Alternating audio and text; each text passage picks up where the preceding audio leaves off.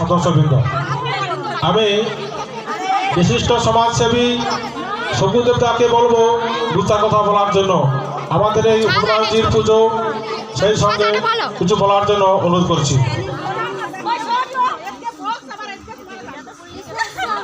মোহাম্মদপুর নেতাজি সমাজ কল্যাণ সংঘকে আমি প্রথমেই ধন্যবাদ জানাবো যে এই ধরনের একটি আয়োজন করবার জন্য। আরো আগে চলে যাব, তুলসীর আগে যেতে পারবো না, হিন্দু বাড়ির ছেলে তো তো আমি কৃষ্ণের কাছে মঞ্চে রয়েছেন, তাই তাকে প্রণাম জানিয়ে শুধু দুটো কথা বলতে চাই।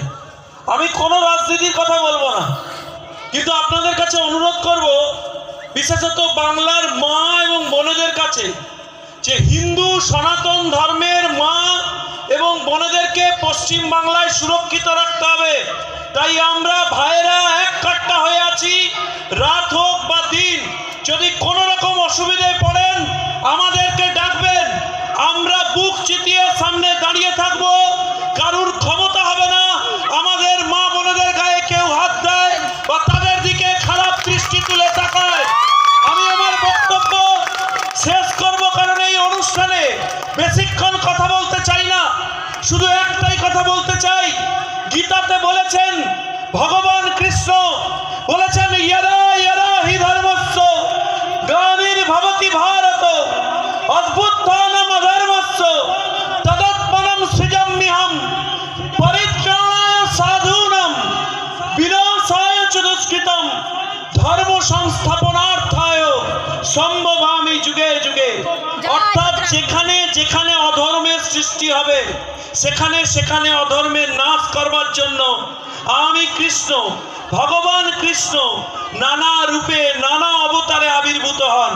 তাই যদি মনে করেন যে কখনো অসুবিধায় পড়েছেন, তখন কৃষ্ণের নাম স্মরণ করবেন, তখন বলবেন মনে মনে, কৃষ্ণায় বাসুদেবায় হরয়ে পরমাত্মনে প্রণত ক্লেশ নাশায় গোবিন্দায় নমো নমো। হরে কৃষ্ণ হরে হরে, হরে কৃষ্ণ হরে হরে, হরে কৃষ্ণ হরে হরে। তাই যারা সনাতন ধর্মকে টার্গেট করবার চেষ্টা করবেন, তাদের স্পষ্ট ভাষায় সতর্ক করে দিয়ে বলছি, হিন্দুদের দিকে সম্মানের চোখে তাকান। যদি ব্যক্তিগত আক্রমণ করার চেষ্টা করেন, তাহলে মা দুর্গা ত্রিশূল ধরতে জানেন, মহিষাসুরকে বধ করতে জানেন, কংসের বধ হয়েছে, রাবণের নাশ হয়েছে, হিন্দু ধর্ম উত্তর দিতে জানে।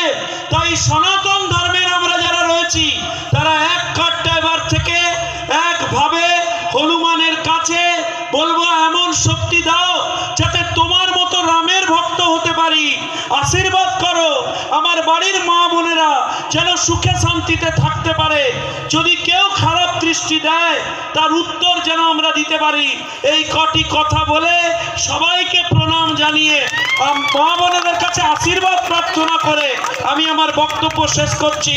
সবাই মিলে একবার বলুন, হরে কৃষ্ণ হরে কৃষ্ণ হরে কৃষ্ণ। আর দিনে না 3 বার